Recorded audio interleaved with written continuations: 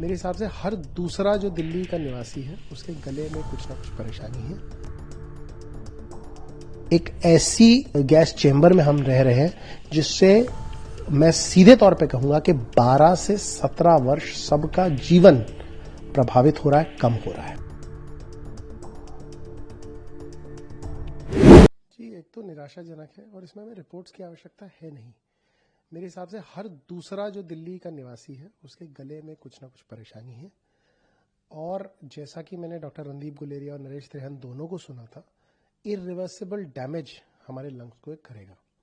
इसके साथ साथ जो बहुत तकलीफ दह बात है वो ये है कि अभी हाल ही में हम सब लोगों ने कोविड जैसी महामारी झेली है, तो हमारे जो फेफड़ों की प्रतिरक्षा है वो ऑलरेडी कॉम्प्रोमाइज्ड है।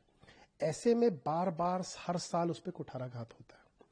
और ऐसा नहीं है कि इस समय ही एक्यूआई खराब है तो इस समय ही प्रदूषण है। इस समय वायु के आवागमन में जो ठहराव आ जाता है इसलिए हमारे मीटर्स उसको पकड़ पाते हैं, लेकिन प्रदूषक जो है और खासकर PM10, PM2.5 उनका उत्सर्जन निरंतर चल रहा है।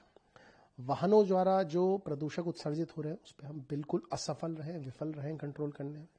आप अभी किसी मेन सड़क पे चले जाइए तो जो सरकार के दावे हैं उनकी पोल खुल जाएगी कि हर जगह डस्ट आपको मौजूद मिलेगी। अरावली के आसपास जो माइनिंग पे कंट्रोल बार बार सुप्रीम कोर्ट ने जताया उस पर कुछ कदम नहीं उठाए गए हैं। अनियंत्रित कंस्ट्रक्शन, जितने भी निर्माणाधीन कार्य हैं एक तो अनियंत्रित चल रहे हैं, उनको ढक के होना चाहिए था, उनमें वैक्यूमिंग होनी चाहिए थी, सफाई आप देख सकते हैं कहीं नहीं हो रही है। पराली धड़ल्ले से जल रही है, एक दूसरे पे छींटाकशी हस्तक्षेप की राजनीति हो रही है, लेकिन बदलाव की राजनीति नहीं हो रही है। दिल्ली सरकार भी ऐसे समय में जब वायु की गुणवत्ता लगातार निराशाजनक बन रही थी, वो एक ऐसे स्थान पे ले गई सुप्रीम कोर्ट के पास जाकर, सुप्रीम कोर्ट ने भी पता नहीं कैसे निर्णय दे दिया कि आप ग्रीन पटाखे अलाउ कर दीजिए। क्या उस समय सीमा का उल्लंघन नहीं हुआ? क्या दिवाली के बाद आज तक पटाखे नहीं चले? हर चीज, हर नियम का धड़ल्ले से उल्लंघन हुआ और नतीजा हम साफ देख रहे हैं। एक ऐसी गैस चेंबर में हम रह रहे हैं जिससे मैं सीधे तौर पे कहूंगा कि 12 से 17 वर्ष सबका जीवन प्रभावित हो रहा है, कम हो रहा है। यानी एक तरह से हम मर्डर कर रहे हैं। ये एक मर्डरस राजनीति है और जब तक इसमें सिविल सोसाइटी और राजनीति एक साथ इस मुद्दे पे जोर शोर से नहीं लड़ाई लड़ेंगे, कोई हल नहीं निकलने वाला है। आईआईटी कानपुर के साथ ने क्लाउड सीडिंग करवाई, उसके बाद 2 दिनों में ज्यादा दिक्कतें लोगों को महसूस हुई। क्या जो गैस उससे निकली उससे भी माना जा सकता है कि बहुत कुछ असर हुआ है लोगों के स्वास्थ्य पर? या फिर आम लोगों से अपील की जा रही है डॉक्टर्स के द्वारा कि आप दिल्ली छोड़ दीजिए, लेकिन जो गरीब तबका है, जो मजदूर वर्ग है, वो तो दिल्ली नहीं छोड़ सकता है। ये आपकी, मुझे नहीं लगता गैस से कोई हमें कोई खास तकलीफ हुई, क्योंकि थोड़ा बहुत उससे प्रदूषण बढ़ा होगा, लेकिन क्या क्लाउड सीडिंग सॉल्यूशन है?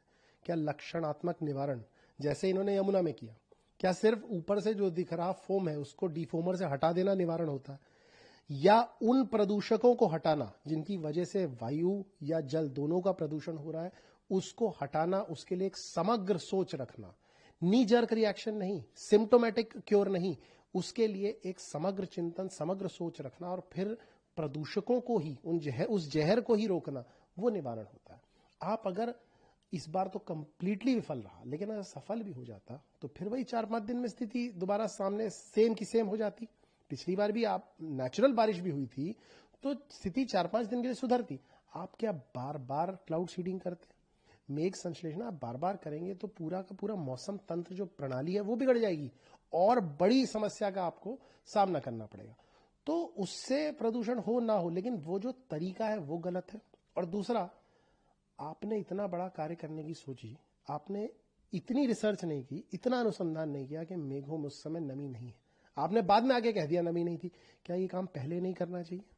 क्या टैक्स पेयर का मनी आप ऐसे ही बहाते रहेंगे एक लक्षणात्मक निवारण में, और वो भी विफल लक्षणात्मक निवारण में? ये बहुत गलत रहा है और मुझे नहीं समझ में आता कि कोई भी समस्या हो, चाहे जो बड़ी बड़ी आपदाएं आ रही हैं उनके बारे में भी तभी सोचा जाता है जब वो तबाही मचा चुकी होती है। चाहे प्रदूषक हो, हमारी हवा में घुल रहा जहर हो, हर साल हो रहा है, आप उसकी पहले से तैयारी कर सकते थे। नहीं, आपने तो उल्टा काम किया। आप तो सुप्रीम कोर्ट चले गए कि ग्रीन पटाखों को आप जलवाने दीजिए। आपने उसके समय सीमा का भी पूरी तरह उल्लंघन किया।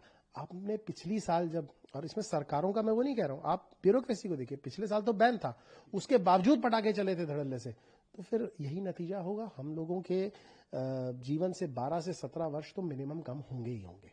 एयर प्यूरिफायर नहीं लगा सकता है, मास्क भी 24 घंटे हम जैसे आम जनमानस भी नहीं लगा सकते हैं, क्या कोई उपाय इससे बचने का? एयर प्यूरिफायर लगाना भी कोई खास उपाय है नहीं, क्योंकि आपको बाहर जाना ही पड़ेगा, और ऐसा नहीं है कि आपने कम जहर लिया है या ज़्यादा जहर लिया है, उसका इफेक्ट होगा ही होगा। एयर प्योरीफायर आपको कुछ समय के लिए बचा सकता है, लेकिन आपकी इससे शील्डिंग नहीं हो सकती। कौन सा प्रदूषक कब आपके एल्विलाई को कम्प्लीटली ध्वस्त कर देगा, इसको कोई प्रेडिक्ट नहीं कर सकता, जैसे हम वायरस को प्रेडिक्ट नहीं कर सकते। इसके अलावा जो लोग इसके बारे में बात करते थे, इस वायु गुणवत्ता में जो कमी आ रही है, इसकी वजह से हमारे वायरसेस वो भी बहुत और आने वाले समय में उदाहरण है NDM1 NDM2 NDM3 जो इनक्योरेबल आने वाले समय में बहुत ही घातक रहेगा पूरे भारत में। तो हमें इसके समग्र चिंतन और हमारी जो विकास की अवधारणा है उसको वैज्ञानिकता के तरीके से लेके चलना पड़ेगा, उसमें प्रकृति के मूल्य शामिल करने पड़ेंगे।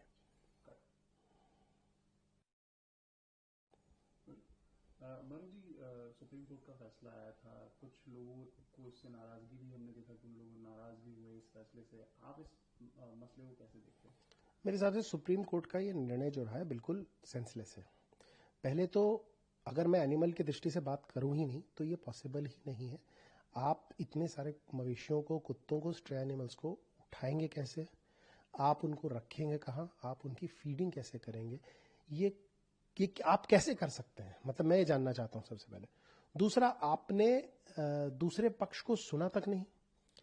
अगर ये वसुंधरा जो है, ये प्रकृति जो है, ये हम शेयर कर रहे हैं, जो हमारे कॉन्स्टिट्यूशन में इसको कहा गया है कि ये शेयर्ड एंटिटी है, अगर ये शेयर्ड एंटिटी है तो हम ऐसा निर्णय बिल्कुल नहीं कर सकते। देखिए, लॉन्ग रन में मैं भी चाहता हूं कि मवेशी और कुत्ते जो हैं वो सड़कों और हाईवेज पे ना रहें, लेकिन उसका एक तरीका होता है। पहले आपको वो रोबस्ट इंफ्रास्ट्रक्चर बनाना पड़ेगा। दूसरा, आपने स्टेरिलाइजेशन और वैक्सीनेशन में जो इतने पैसे, करोड़ों रुपए जो स्वाहा हो गए, उसके बारे में आप क्यों नहीं क्वेश्चन करते? दी ओनली वे जो स्ट्रे एनिमल्स को कंट्रोल कर सकता है, नियंत्रण में रख सकता है, वो है रोबस्ट इंफ्रास्ट्रक्चर उनके लिए, और साथ ही साथ उस रोबस्ट इंफ्रास्ट्रक्चर का यूज करते हुए अच्छी सी वैक्सीनेशन ड्राइव, अच्छी सी न्यूट्रिंग ड्राइव। नहीं तो ये बिल्कुल सेंसलेस निर्णय है। प्रभातखबर.com, विश्वास वही, रफ्तार नहीं।